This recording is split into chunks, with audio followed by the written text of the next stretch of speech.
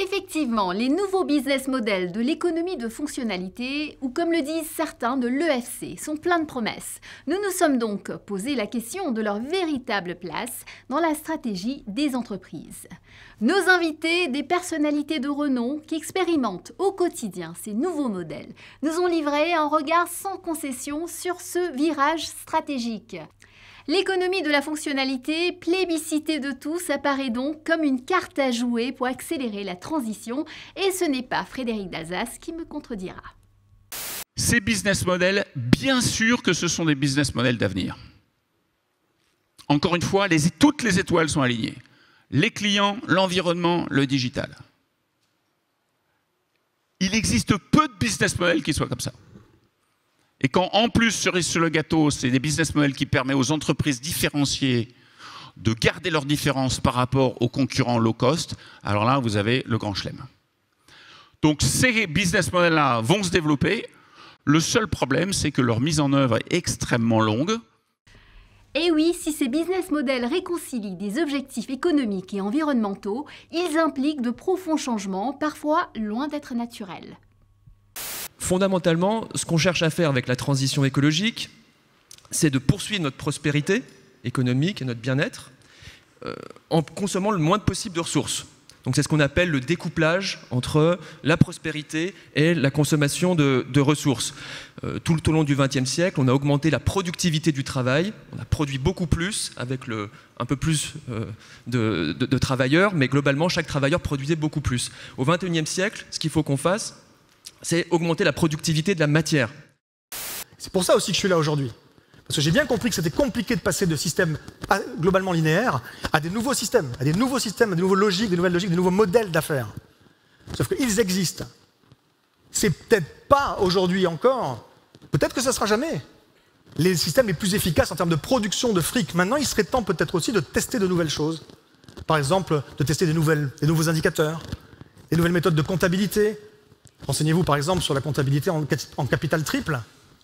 Il y a un modèle, il y en a d'autres, qui s'appelle CARE, C-A-R-E. Renseignez-vous. Globalement, on fait les comptes de l'entreprise, actifs-passifs, mais pas juste sur le fric, également sur les ressources et sur l'environnement et sur le social.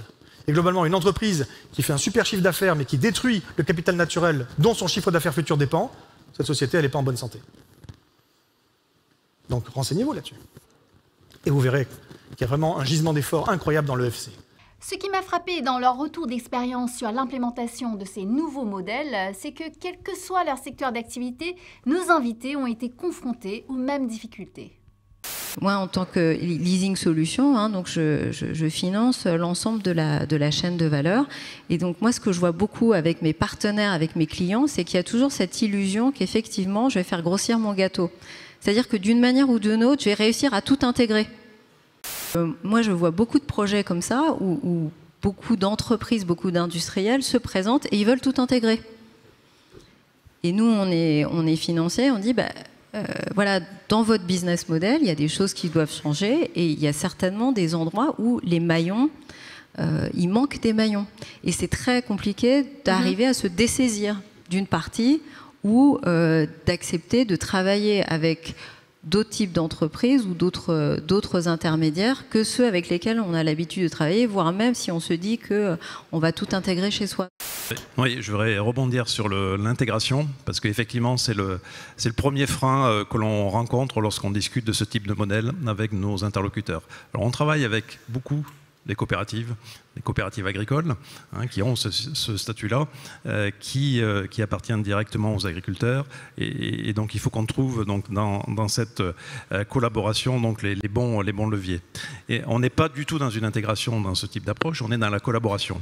Et il faut qu'on arrive à trouver le contrat de collaboration, le contrat de coopération adéquat pour faire que chaque acteur se retrouve dans cette chaîne de valeur. Effectivement, au sens où nous n'allons pas tout opérer nous-mêmes, ça me semble évident. Par contre, il y a deux choses qui me préoccupent. La première, c'est de donner l'expérience client la plus intégrée ou seamless possible. Je ne sais pas quel terme utiliser. Mais donc, j'ai besoin d'une expérience du début jusqu'à la fin qui soit la meilleure possible. Et pour ça, j'ai besoin que tous les opérateurs s'alignent. Et le souci que j'avais évoqué tout à l'heure, qui est quand même un souci très important pour moi, c'est le désalignement des opérateurs. Donc, une des difficultés qu'on a rencontrées, j'ai plein d'exemples en tête, mais c'est vraiment être capable d'aligner tout le monde, clients, fournisseurs, tous les opérateurs autour, vers le même objectif. Qui va être effectivement, si c'est le client, on va prendre l'indicateur du client, qui sera son indicateur d'excellence opérationnelle, lui. Et on va essayer de rémunérer tout le monde sur cet indicateur d'excellence opérationnelle. Pas toujours facile à déterminer, il faut qu'il soit quand même mesurable, il faut qu'il soit un peu auditable quand même. Moi, on repose encore beaucoup sur des kilomètres déclarés par les clients. Un peu dangereux quand même. Donc on essaie de connecter tout ça pour avoir une déclaration un peu plus objective de la prestation effectivement fournie par le service. C'est le changement, c'est la culture du changement qui est assez abyssale pour nos équipes, puisque des équipes qui ont vendu des produits pendant des années, qui d'ailleurs vont continuer de les vendre parce qu'on a plusieurs systèmes qui cohabitent, c'est un changement complet d'approche du marché, et il faut accompagner nos équipes, et ça c'est un changement et un frein relativement conséquent. L'aspect réglementaire a lui aussi été abordé. Voyons quelle perception nos invités ont de ce levier d'action.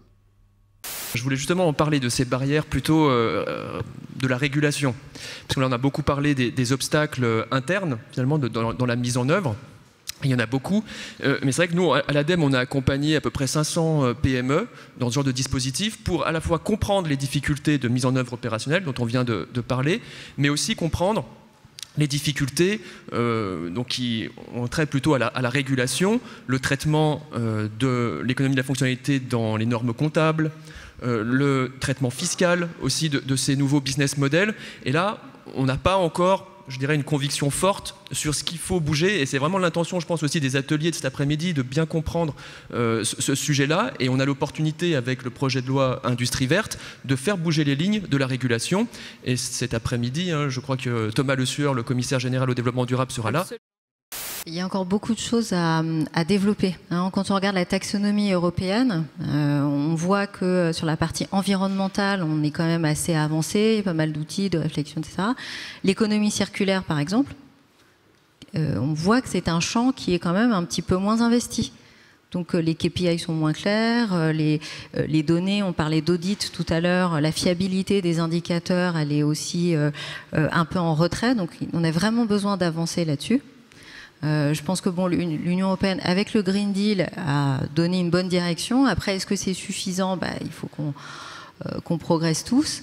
Et là encore, il faut bien faire attention parce qu'à chaque fois, avec une nouvelle régulation, c'est beaucoup d'investissements supplémentaires.